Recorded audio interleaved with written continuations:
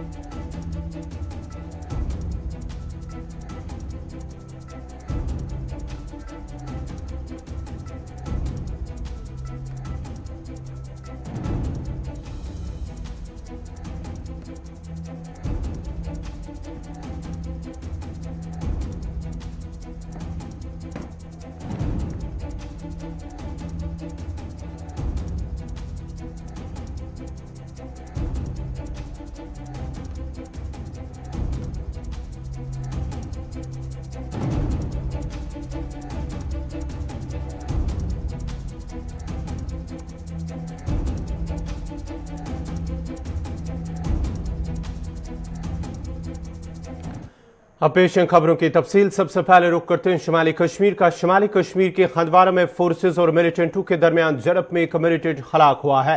Police जराये का कहना है कि पजीपुरा रनन इलाके में मिलिटेंटों की मौजूदगी की एक मुसद्दक़ इत्तला मिलने पर फौज, सीआरपीएफ और पुलिस ने मुश्तरका तौर दौरान शबी मुहासरा किया, जो दौरान बागात में मौजूद मिलिटेंटों ने फोर्सेस पर गोलियां चलाई, जिसके बाद दोनों के दरमियान मुख्तसर गोलियों का तबादला हुआ। गोलियों के इस तबादले में फोर्सेज ने हिजबुल मुजाहिदीन नामी मिलिटेंट तंजीम से वाबस्ते कमांडर को हलाक किया है। हलाक हुए मिलिटेंट की शिनाख्त मेराजुद्दीन हलवाई के बतौर हुई है। पुलिस ने मेराजुद्दीन नामी मिलिटेंट की हलाकत को बड़ी कामयाबी करार देते हुए कहा कि यह गुज़श्ता कई सालों से सरगर्म था और फोर्सेज पर कई हमलों में भी मुलविस था।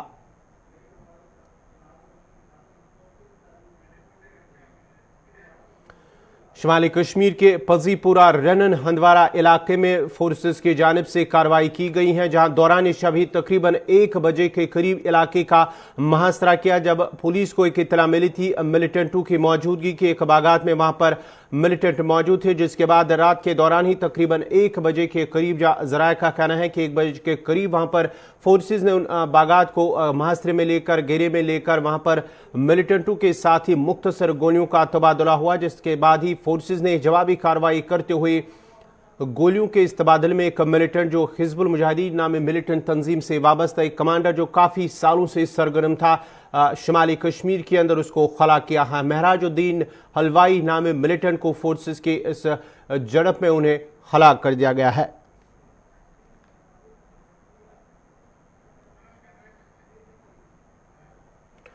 जम्मू कश्मीर में 7 नए असम्बली हल्कों के क़याम के पेश नज़र तंजीम एक्ट 2019 के तहत कायम की गई खतबंदी कमीशन आज से यूनियन टेरिटरी के 4 रोज़ा दौरे का आज दूसरा दिन है और आज दूसरे रोज़ कमीशन 2 नशस्तों में ज़िला तरक्याती कमिश्नरों से मुलाकात करेंगे, जो दौरान उन्हें कहा गया है कि वो खतबंदी से मुतल्लिक तमाम ज़रूरी दस्तावेज़ात से इस मीटिंग में पेश करे।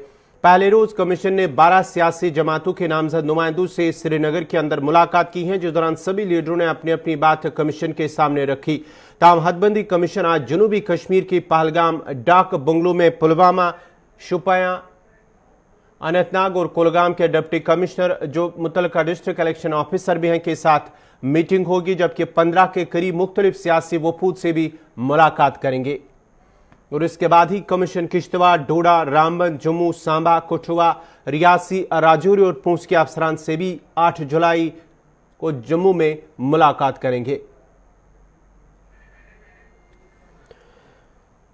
जम्मू कश्मीर में 7 नए असम्बली हल्कों के क़याम के पेश नज़र जहां हदबंदी कमीशन 4 रोज़ा दौरे पर जम्मू कश्मीर के अंदर मौजूद है और आज दूसरे रोज़ वो अनंतनाग के डाक बंगलों में मुख्तलिफ सियासी वफूद से मुलाकात कर रहे हैं, जबकि माना जाता है कि 10 डिप्टी कमिश्नरों से उनकी मुलाकात की। 2 अलग अलग नशस्तों के दौरान उनसे मुलाकात करेंगे। उसके बाद ही आज शाम को वो जम्मू सूबे के अंदर वो कल कठुआ, सांबा, रियासी, राजौरी और पूंछ के अफसरान से भी मुलाकात करेंगे। कल पहले रोज उन्होंने 12 सियासी जमातों के नुमाइंदों से मुलाकात की है श्रीनगर के एक निजी होटल के अंदर, जहां पर मीटिंग के दौरान सियासी जमातों की जानिब से, सियासी जमातों के लीडरान की जानिब से उनके सामने अपने मुतालबात पेश किए हैं।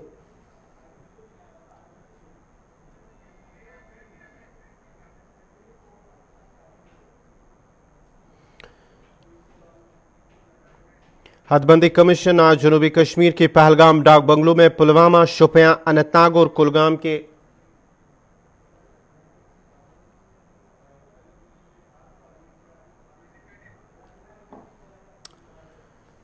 हदबंदी कमीशन जहां 4 रोज़ा दौरे पर जम्मू कश्मीर के अंदर मौजूद हैं 6 से 9 जुलाई तक। वहीं आज दूसरे रोज़ वो अनंतनाग के डाक बंगलों में मुख्तलिफ सियासी वफूद से मुलाकात करेंगे। इससे पहले कल उन्होंने 12 सियासी जमातों के लीडरान से मुलाकात की है श्रीनगर के अंदर। ताहम PDP की जानिब से इस मुलाकात को उन्होंने मीटिंग को बाइकाट किया है। कल उन्होंने फैसला लिया है। उसके साथ मज़ीद तफसीलात के लिए सीधा अनंतनाग चलते हैं अपने नुमाइंदे फिदा हुसैन के पास। फिदा, क्या कुछ तफसीलात हैं जो कमीशन का आज अनंतनाग का दौरा डाक बंगलो अनंतनाग में, क्या वो पहुंचे हैं और किन किन सियासी जमातों के लीडरान से या मुख्तलिफ वफूद से मुलाकात करनी है?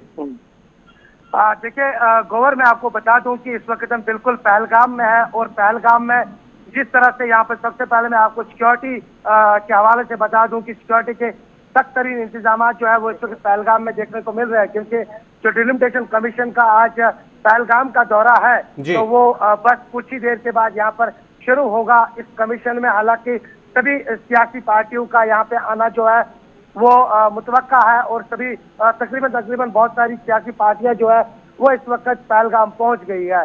यानी कि मिशन कश्मीर लेके जिस तरह से डिलिमिटेशन कमीशन जो है कल श्रीनगर पहुंच गई और आज पहलगाम उनका यहाँ पर मिलना है। यहाँ पर मुख्तलिफ सियासी पार्टी।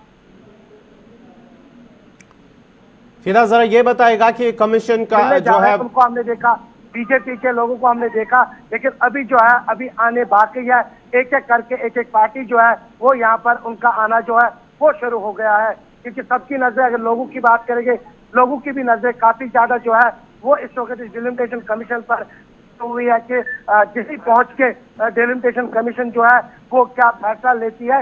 लेकिन अभी बता दूं आपको इस हवाले से कि अगर हम पहलगाम की खूबसूरत वादियों की बात करेंगे तो इन खूबसूरत वादियों में जो डिलिमिटेशन कमीशन जो है वो यहाँ पहुंची हुई है, उनके साथ यहाँ पर मुलाकातें जो है वो हो जाएगी। उन मुलाकातों से और फिदा जरा ये बताएगा कि कितने बजे मुतवक्का है कि कमीशन वहां पर पहुंचेगा और इन लीडरान से वफूद से वो मुलाकात होंगे? देखिए टाइमिंग के हवाले से तो पता नहीं है, लेकिन 11:30 और 12 के आसपास जो है वो कहा जा रहा था कि वो यहाँ पे पहुंच जाएंगे। हालांकि हम जब पहुंचे यहाँ पे 1 घंटा पहले तो हमने बहुत सारे सियासी लीडरान को जो है वो यहाँ पर जाते हुए देखा और यानी कि जो बॉडी लैंग्वेज थी उनकी, यानी कि उनकी बॉडी लैंग्वेज देखकर ऐसा लगता है कि शायद कुछ लेकर आए हैं वो, और जो खाका उनके पास है वो खाका लेकर आए हैं वो। अब ये फिदा जरा ये बताएगा कि मीटिंग से पहले ही वहां पर जो जितने भी सियासी वफूद या सियासी लीडर वहां पर पहुंचे हैं या जो दीगर स्टेक होल्डर्स है, क्या आपने उनके साथ बात की है? उनका क्या कुछ कहना है इस हवाले से? अगर हम यहाँ के लोगों की भी बात करेंगे, पहलगाम के खासतौर पर पहलगाम के लोगों की बात करेंगे तो उनका यही मानना है कि जो कमीशन है वो हदबंदी के वो यहाँ पर पहुंच रही है और उम्मीद की जा रही है यही कि जो फैसला है वो फैसला जो है वो सही होगा। और उम्मीदें काफी ज्यादा है, क्योंकि दिल्ली से जब उन्होंने मिशन कश्मीर शुरू किया है, कल श्रीनगर में वो रहे, आज पहलगाम की खूबसूरत वादियों में वो पहुंच गए हैं। यहाँ पर मुख्तलिफ सियासी पार्टियों के जो लीडरान है, जिनके कुछ के 5 मेंबरान है, कुछ के 4 है, कुछ के 3 है, कुछ के 2 है, शेड्यूल कास्ट है, शेड्यूल ट्राइब है, बहुत सारी ऐसी जो लीडरान है उनका पहुंचना पहलगाम जो है वो शुरू हो गया है, क्योंकि शाम तक। चलिए बहुत शुक्रिया फिदा हुसैन आपका। ये थे अनंतनाग से फिदा हुसैन। आज डाक बंगलो अनंतनाग में हदबंदी कमीशन जो वहाँ पहुंच रहा है और साथ ही साथ वहाँ पर मुख्तलिफ सियासी वफूद दीगर स्टेक होल्डर्स हैं उनसे वो मुलाकात करेंगे, जबकि डिप्टी कमिश्नरों से शोपियां, कुलगाम, अनंतनाग के डिप्टी कमिश्नरों से भी वो मुलाकात करेंगे और आज शाम वो जम्मू सूबे का रुख करेंगे, जहां वो कल किश्तवाड़, डोडा, रामबन, सांबा, कठुआ, रियासी, राजौरी और पूंछ के अफसरान से भी मुलाकात करेंगे।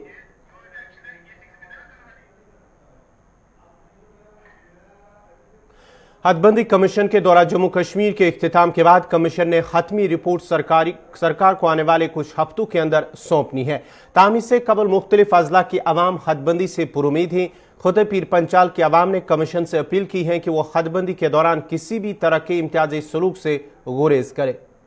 डिलिमिटेशन का प्रोसेस जो जम्मू कश्मीर के अंदर शुरू होने जा रहा है, मैं समझता हूँ कि पूरे हिंदुस्तान के अंदर टाइम बाउंड के हर समय के बाद डिलिमिटेशन होता है, लेकिन हमारे जम्मू कश्मीर के अंदर यहाँ की जो सरकारें रही हैं, चाहे वो नेशनल कॉन्फ्रेंस की थी, कांग्रेस की थी, इन्होंने एक प्रोसेस कराकर डिलिमिटेशन के ऊपर एक प्रतिबंध लगा दिया था। 2026 से पहले कोई डिलिमिटेशन नहीं होगा, क्योंकि यहाँ इनकी मोनोपोली रही है, ये हर काम अपनी मर्जी से करते हैं। लेकिन अब 370 और 35A टूटने के बाद डिलिमिटेशन होगी, क्योंकि अगर आप देखेंगे कि श्रीनगर के अंदर जो एक सीट है वो 60,000 के ऊपर सीट है, और जम्मू के अंदर 3 लाख के ऊपर एक सीट है। जैसे हमारे जिले के अंदर अगर हमारी 3 सीटें हैं तो वो भी सवा लाख से ऊपर की सीटें हैं। इसलिए डिलिमिटेशन प्रोसेस जो वो बहुत ज़रूरी है। बताता चलूँ कि डिलिमिटेशन का फ़ायदा तब है जब पब्लिक को जस्टिस।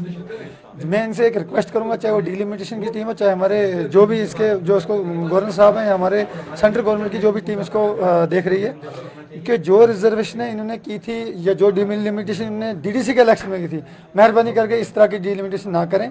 मेहरबानी करके इस तरह के जो डिवाइड रूल ना करें। और जो रिजर्वेशन हुई थी उसमें भी जो है, जो पंचायत राज एक्ट 1989 है उसको टोटली जो है डिनाई किया गया।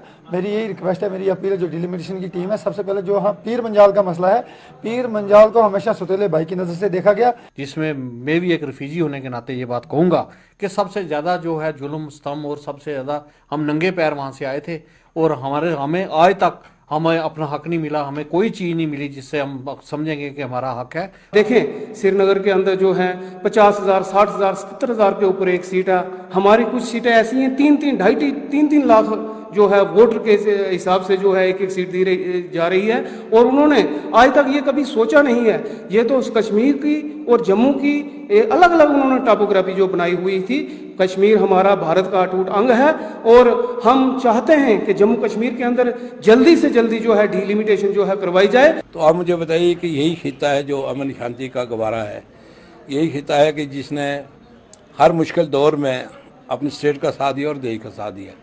जब इन्हें ये इग्नोर कर देंगे तो फिर को फायदा भी नहीं। अब बात यह है कि जो हदूद बंदी हो रही है, हमारे यहाँ पुंछ, हमारे पीर पंजाल को भी कॉन्फिडेंस में लिया जाए। क्या करना है, कहाँ कौन सा एरिया लगाना है, ये नहीं कि जम्मू में बैठकर, दिल्ली में बैठकर सारा काम तैयार करके और फिर यहाँ पर लोगों को आई वाज करने के लिए, वो हम कभी बर्दाश्त नहीं करेंगे। सालों से हमारे जम्मू खित्ते के साथ, जम्मू खित्ते की आवाम के साथ डिस्क्रिमिनेशन हो रही है। बिजनेस में डिस्क्रिमिनेशन, डेवलपमेंट पर डिस्क्रिमिनेशन, और असेंबली सीटों में डिस्क्रिमिनेशन, हर जगह पर आप देखें तो डिस्क्रिमिनेशन हो रही है। कोई भी सरकार अपने कार्यकाल के दौरान इस भेदभाव को खत्म करने पर उसने कोई उचित कदम नहीं उठाया, जिसका हम सख्त विरोध करते रहे, क्योंकि ये भेदभाव को खत्म करने का पहला और पुख्ता कदम है।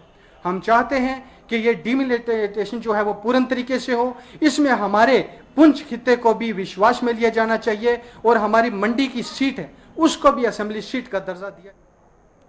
हिंदुस्तान के अजीम फनकार और शहनशाह जज्बात के नाम से मशहूर यूसुफ खान, जिन्हें दिलीप कुमार के नाम से भी जाना जाता है, का 98 साल की उम्र में इंतकाल हो गया। दिलीप कुमार काफ़ी दिनों से अलील चल रहे थे और उनका मुंबई के एक अस्पताल में इलाज चल रहा था। कुछ दिन पहले उनके शिफायाब होने के बाद उन्हें घर ले जाया गया था, ताहम उनकी तबीयत दोबारा ख़राब हो गई और उन्हें दोबारा अस्पताल में दाखिल कराया गया, जहाँ कई दिनों तक वो ICU में रहे। दिलीप कुमार को पिछले 1 महीने में 2 बार अस्पताल में दाखिल किया गया था। उनके इंतकाल के बाद एक दौर का इख्तिताम हो गया। वो सिर्फ एक बेहतरीन अदाकार ही नहीं थे, बल्कि एक बेहतरीन इंसान भी थे, जिनकी हर शख्स इज्जत करता था। 6 दहाइयों पर मुहित करियर में दिलीप कुमार ने 65 से ज़्यादा मशहूर फिल्मों में काम किया है। दिलीप कुमार के इंतकाल पर मुख्तलिफ अहम शख्सियात ने दुख का इजहार करते हुए ताज़ियत की, उन्होंने खराज पेश किया है।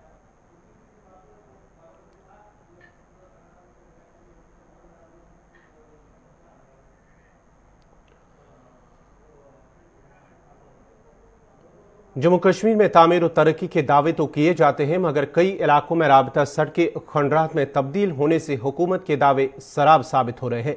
ऐसी एक मिसाल चंचलू बानिहाल की है, जहां बरसों से राबता सड़क की खस्ताहाली से आवाम परेशान है।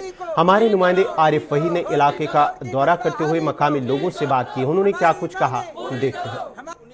1982 से लेकर जो है बानिहाल चंचलू रोड का मामला जो है वो बिल्कुल ज़ैर बहस रहता है। अगर तकरीबन अरसा कई साल पहले जो है तकरीबन 1982 में ये रोड सैंक्शन हुआ है, लेकिन लोगों की शिकायत है कि अभी तक ये रोड जो है वो पाई तकमील तक नहीं पहुंचा है। मकामी लोगों से जानने की कोशिश करेंगे कि इनकी असल शिकायत क्या है। हजरत आप थोड़ा सा बता दीजिए क्या है मसला। सर मसला ये है बानिहाल चंजलू रोड जो है पिछले एक दिहाई से जो है लोगों के लिए दर्दसर बना हुआ है। खासकर आप देखेंगे कि इस रोड की जो कंडीशन क्या है। जी। बानिहाल चंजलू रोड जो है अगर इसकी लंबाई देखेंगे टोटल जो है 5 या 6 किलोमीटर है, लेकिन पिछले तकरीबन मैं ये कहूंगा कि 50 साल से ये रोड हुकूमत से नहीं बन पा रहा है। अभी पिछले साल PMYJS हुकाम ने इस पे काम लगाया किलोमीटर 1 को छोड़कर दूसरे किलोमीटर से लेकर चंजलू तक, लेकिन उन्होंने रोड की जो हालत बनाई हुई है कि वो आपने खुद इस रोड का अभी मुहासरा किया होगा कि जगह जगह खड्डे पड़े हुए हैं। इस पे जो मैकडम ऑलरेडी बिछाया हुआ था उन्होंने उसको उखाड़ दिया और आप देखेंगे कि जैसे हम खुले आड़े में इस वक्त चल रहे हैं और कल से बिल्कुल जो है ट्रांसपोर्ट हुकाम ने बिल्कुल हड़ताल की हुई है, जिसकी वजह से आम लोगों को, स्टूडेंट्स को, और आप अभी देखते हैं कि हमारे साथ 2 ये गाड़ी यहाँ पे है। इस गाड़ी में 2 प्रेग्नेंट लेडीज बैठी हुई है सुबह से, जिनको चेकअप के लिए जाना था। कल भी 1-2 डिलीवरी केस यहाँ पे आए, लेकिन कोई गाड़ी वाला तैयार नहीं था इस रोड पे चलने के लिए। तो हालात, रोड की हालात बहुत बुरी है, कुछ बुजुर्ग भी है। जनाब आप बता दीजिए कि ये जो इससे पहले मैग्नेमाइजेशन की लुक जिसे हम बोलते हैं, उसके बाद जो है इसको उखाड़ा गया, रोड जो है बिल्कुल वीरानी का मंजर यहाँ पे पेश करता है। आप क्या कहेंगे? ये सर ये रोड जो है उन्हें खुदाई की है, खुदाई के बाद हमने कहा भाई ये जनवरी से इनको खुदाई की है जी, तो जनवरी से लेकर 5 महीने गुजर गए जी, तो कोई तारकोल नहीं बिछाया गया, कोई 2-3 डंगे दिए गए, वो सुस्त रफ्तार से काम चल रहा है जी। हमने कहा भाई पहले मलबट तक कम से कम इसको रोड डालो, ये मैग्नेम डालो, कोई रोड डालो, कोई टेस्ट डालो, ताकि हमें परेशानी हो जाएगी। हमने PMG दफ्तर भी रजू किया था, वहाँ कोई अफसर नहीं था। जो पहले इस पे लुक डाला हुआ था वो उखाड़ के उसको फिर डाला दिया जी, वो कुछ साइडों पर रखा, आप देख सकते कुछ साइडों पर रोडी के बदले उसको इस्तेमाल किया। उसको रोड के बदले डाल दिया है। हमने कहा था, कहते नहीं ये हमें ऐसा ही करना है, तो ठेकेदार जो मनमानी से काम कर रहे हैं जी। तो एज ए सरपंच हमने इनको रिक्वेस्ट की थी, भाई आप हम लोग के नुमाइंदे हैं, लोगों को तकलीफ हो रही है। परसों भी एक लेडी को सड़क पर बच्चे ने जन्म दिया है। हमें अफसोस है कि गवर्नमेंट कहती है हम तरक्की कर रहे हैं, हम सड़क दे रहे हैं, पानी दे रहे हैं, हमारे इलाका जो है DC रावत से डिप्टी कमिश्नर अहमद से आपकी क्या गुजारिश? उससे गुजारिश हम यही है कि वो फौरी तौर पर इस तरफ तवज्जो दे कि PMJ वाले और बाकी जो है।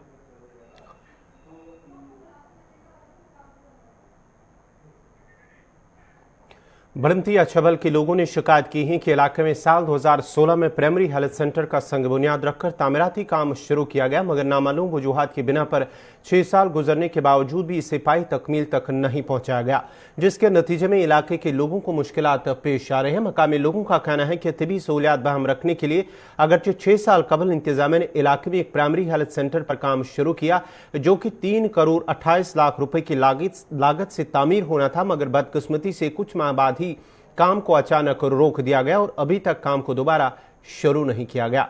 उन्होंने अब जिला तरक्याती कमिश्नर अनंतनाग और LG इंतजामिया से अपील की है कि हेल्थ सेंटर को पाए तकमील तक पहुंचाया जाए ताकि एक बड़ी आबादी को फायदा मिल सके।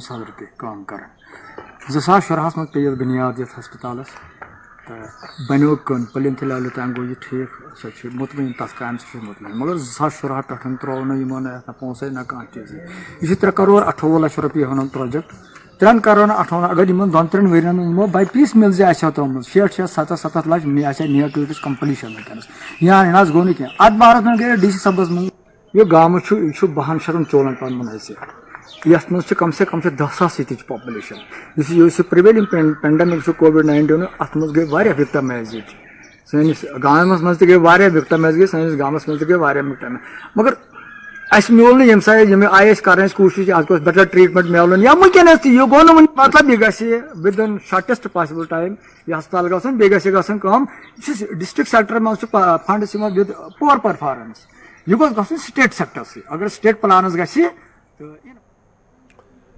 इंतजामिया की जानिब से दांत तिजारती सरगर्मियां बहाल होने से कबल ही वैक्सीनेशन के प्रोग्राम को मुकम्मल किया जाएगा। ताहम जम्मू में अगरचे नरमी दी गई है और सरगर्मियां बहाल हो रही है, ताजरों ने हुकूमत के इस प्रोग्राम पर सवालिया निशान लगाया है। ताजरों के मुताबिक रजिस्ट्रेशन करवाने के बावजूद भी उन्हें वैक्सीन मराकिज के बारे में कोई जानकारी नहीं है। 80% लोगों को पता ही नहीं था। आज की डेट में जब हमारे पास 2-2, 3-3, 4 मुलाजिम दुकानदारों के पास है, हम खुद भी वो उसी से सफ़र कर रहे हैं। जब हमारी बारी आती है, जब हम सोचते हैं कि हमने इंजेक्शन लगवाना है, तो हम मूव करते हैं सरवाल हॉस्पिटल की तरफ से, जहाँ गांधीनगर हॉस्पिटल में, जहाँ अपने शालामार हॉस्पिटल में, वहाँ जाके हमें वेट करना पड़ता है। वेट करने के बाद लगता है भी आपकी बारी आज नहीं, आपकी बारी कल आएगी। देखिए, परेशानी तो बहुत है। जो बच्चे यहाँ बाज़ार में हज़ारों की तादाद में काम कर रहे हैं, जब कहीं पहले तो स्लॉट बुक नहीं हो रहा, अगर बुक भी होता है तो वहाँ पहुँचते हैं तो वो 4-4, 5-5 घंटे के बाद टर्न आती है। मेरी एक पर्सनल रिक्वेस्ट कह लूँगा मैं कि अगर ये बाज़ार वाइज जैसे ये टेस्टिंग करने आते हैं, बाज़ार वाइज जैसे ये राजपूत सभा है, परेड ब्राह्मण सभा है, ये अपना सेंट्रल बेसिक स्कूल है, ये पीछे राम जी का मंदिर है, कहीं भी बैठ के ये बाज़ारों के आधार कार्ड के बेस पे ये इंजेक्शन कर सकते हैं। और उसमें क्या है कि बच्चे आराम से जाएंगे, इंजेक्शन करवा के आ जाएंगे। रमेश महाजन 400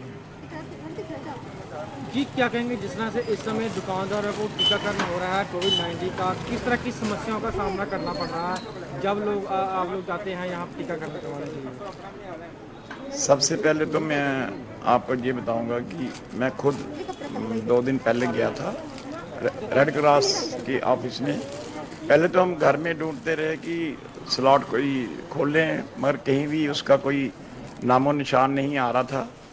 तो फिर हमने वैसे पता करवाया तो बोल रहे हैं जहाँ पर रेड क्रॉस के अंदर टीकाकरण हो रहा है, मगर मेरा जो टाइम पीरियड 84 डे का था वो पूरा हो चुका था। तो नंबर भी आया हुआ था, तो मैं वहाँ पर गया तो उन्होंने बोला आज हमारे पास नहीं है, कल आना तो लगवा लेना।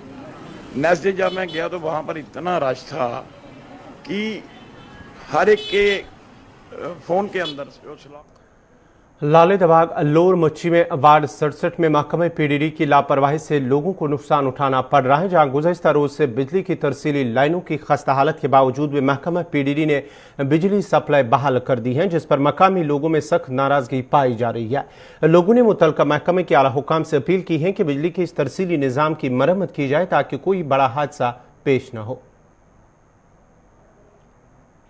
मुस्लिम कम्युनिटी हमारे पास ही रहती है, ये बेचारे गरीब तबका है, इनका जो बड़ा नुकसान हुआ, वो लड़का सुबह आ रहा था रेडी लेके, और जो ही रेडी लेके तार पर पहुंचा उसे नहीं पता कि तार में करंट है, क्योंकि शाम को इन लोगों ने इन्फॉर्म किया था जेई को, बिजली के डिपार्टमेंट के जेई को, सबको पता था। उसके बावजूद भी इन्होंने 4-4:30 बजे शाम को लाइट छोड़ दी। उस लड़के को कोई पता नहीं था कि यहाँ तारों में लाइट है या नहीं। यूं ही उसने घोड़ा नीचे किया, रेड़ा नीचे किया, घोड़े को जब छाट लगी, घोड़ा जब नीचे गिरा, उसने छलांग लगा के वो अपने आप को बचाने के लिए वो लड़का बच गया। यही बड़ी मेहरबानी है कि लड़का बच गया। बिजली वालों को तो सख्त कार्रवाई होनी चाहिए। मैं तो गवर्नर साहब से अपील करता हूं मीडिया के थ्रू कि इस पर सख्त से सख्त कार्रवाई होनी चाहिए, और जिन्होंने बिजली छोड़ी उनको सस्पेंड करना चाहिए। मैं जहाँ का एक जमींदार होने के नाते मैं एक बार और कहना चाहता हूं, 10 साल हो गया इस मुस्लिम कम्युनिटी और हमने इकट्ठे लड़ते हुए कि जहां पे क्रिएट होने। जम्मू कश्मीर पुलिस की जानिब से मंशियात और इसका कारोबार करने वालों के खिलाफ जंग जारी है और सुंबल पुलिस ने एक मंशियात फरोश को गिरफ्तार करते हुए कई किलोग्राम फुक्की और दीगर नशावर चीजें जब्त की है। पुलिस का कहना है कि एक मुसद्दिक का इतला मिलने पर वांगीपुरा सुंबल में एक नाका लगाया गया था, जिस दौरान मोहम्मद रफीक नामी नौजवान के कब्जे से कई किलोग्राम फुक्की, ब्राउन शुगर और दीगर नशावर चीजें जब्त की गई है। ताम पुलिस ने इस सिलसिले में केस दर्ज करके मजीद तहकीकात शुरू कर दी है।